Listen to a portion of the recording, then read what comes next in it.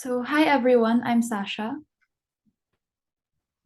And I'm Derek, and we are from Sir Charles Speech 30 class. Welcome to Speaking Of, a podcast which shares stories of passion and advocacy which aim to inspire our listeners to find a voice for their advocacy.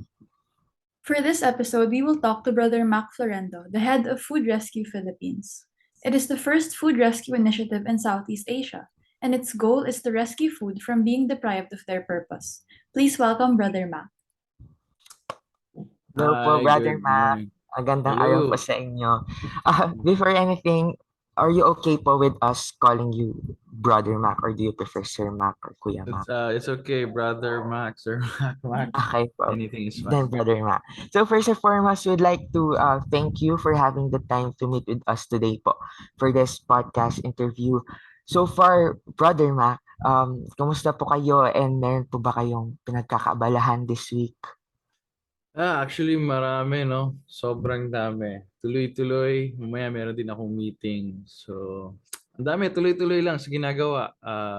Aside from food rescue, there are other things that I do for work. So, I see, I see. Mukhang busy ka po, brother. Pero we'll get through this week. Anyway, yeah. I hope you're doing fine today in the morning. I hope you already ate your breakfast because we have prepared, me and Sasha, a series of questions po that would ask about your advocacy and its impact on people. So, Yeah. ready na po ba, brother Of Mac? course. Yes, Sige let's po. do it. So, first question, para lang po maging aware ang ating mga viewers, what advocacy do you believe in po? Yeah, so currently I'm very active sa Food Rescue Philippines. So what we do in Food Rescue is we connect with different food establishments with surplus or unsold food, but it's perfectly edible food, and then we share it to churches, shelters, and organizations who feed hungry Filipinos.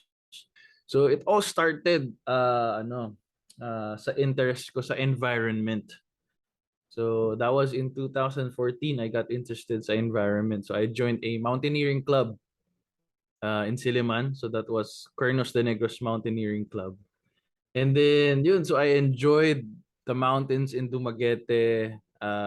Talagang once you connect with nature, that's when you parang dun na form yung love mo sa environment. So talaga yung utak ko, environmentalist talaga hardcore at that time. And then because of that, I was able to join different mga trainings on environment until I got a scholarship for a US program. That's Young Southeast Asian Leaders Initiative.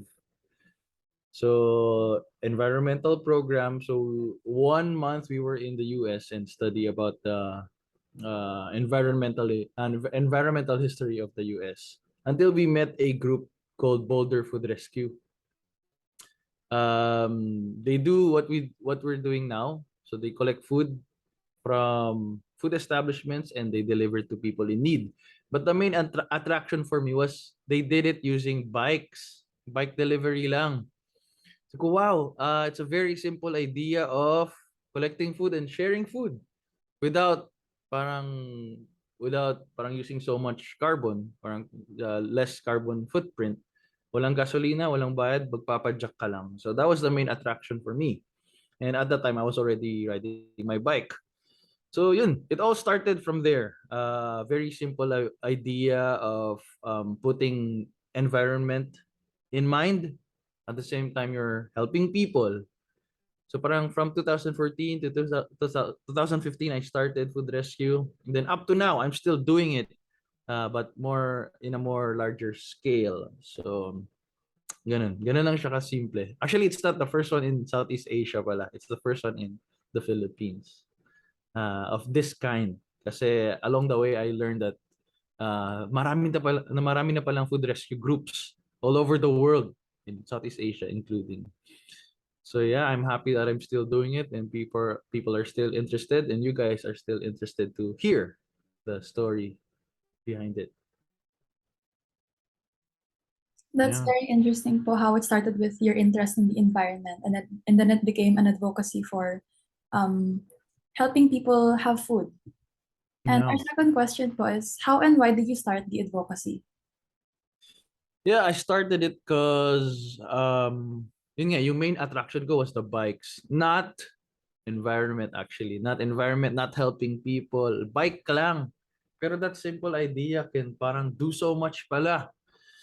Parang wow, ba't walang gumagawa nito sa Pilipinas? Nagbabike lang. Like, if I pick up food from this establishment, from this bakery, from this grocery, then bike for like 15 minutes, 30 minutes, go to the church and deliver to them. Parang, wow, parang I saved the environment. I was able to feed like 50 to 100 kids just by pedaling my bike. So ganun lang na parang I want to show other people na you don't have to do so much to help. But just make use of things na you already have, you already do, diba? And just tweak it a bit and then maybe you can create something of a difference. Yes. Yeah. So, next question naman po, brother. What are the challenges na face mo as you move forward with it po? Yeah, there are always challenges. Firstly, parang if it's a new idea for a business, parang oh, what's food rescue? Why would we give our food? Why will we donate our food? We just throw it away. Why do we need why do we need to give it to people? Parang baka magkasakit sila, baka ano pa mangyari sa katawan nila if we give our food. So you have to educate them. So along the way, I needed to study about food safety, nutrition, di ba? Diba? So ganun.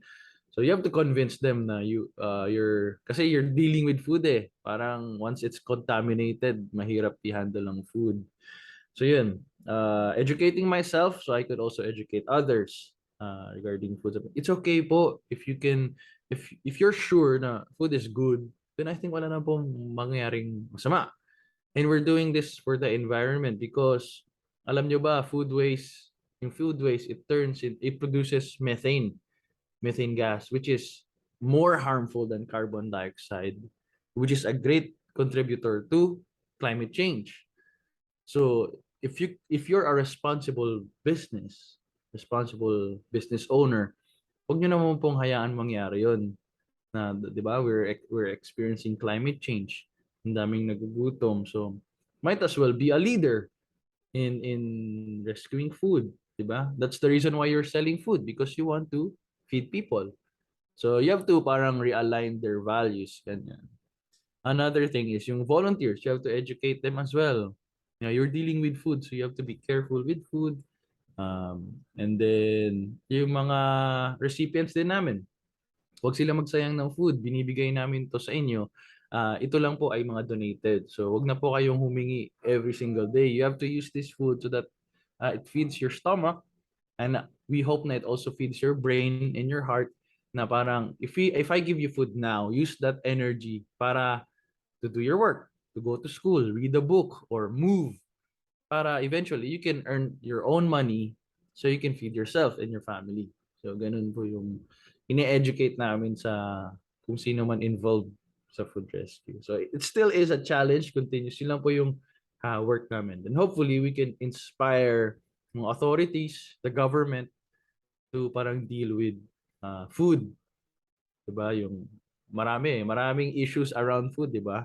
Yung food security, safety, nutrition, environment. So ang dami. So, and I hope mas responsible yung mga people in position to do something about this. Next question po is, what do you think is the impact of your advocacy on others? Yeah, so much impact even for me because I thought parang yung project was just 1 year lang to tapos hindi ko nagagawin. But then it gave me purpose. Na parang oh, si Mac kasi yung may training from the US ganyan. So meron siyang education about it, meron siyang knowledge about it. So you have to continuously share it, 'di ba? As well as yung sa businesses, yung impact nila, they reduce their food waste. At the same time, they're also helping people. Kasi hindi ko naman ito kayang gawin mag-isa. Kasama sila. So they're also responsible in doing so much. Yung impact natin sa community. Di ba dati, sanay sila sa feeding program na puro McDo, puro Jollibee yung natatanggap, puro delata, puro noodles. Now they're able to enjoy healthier food, 'di ba? So, meron kaming recipients na parang sobrang payat niya. So after a month of giving healthy food, parang bumibigat, mas gumagalaw, mas may gana na silang pumasok sa school, maglaro, and gusto na rin nila mag-volunteer sa food rescue. So yun yung impact na talagang sa akin malaking bagay. Simple lang, nagsimula lang siya sa isang simpleng idea.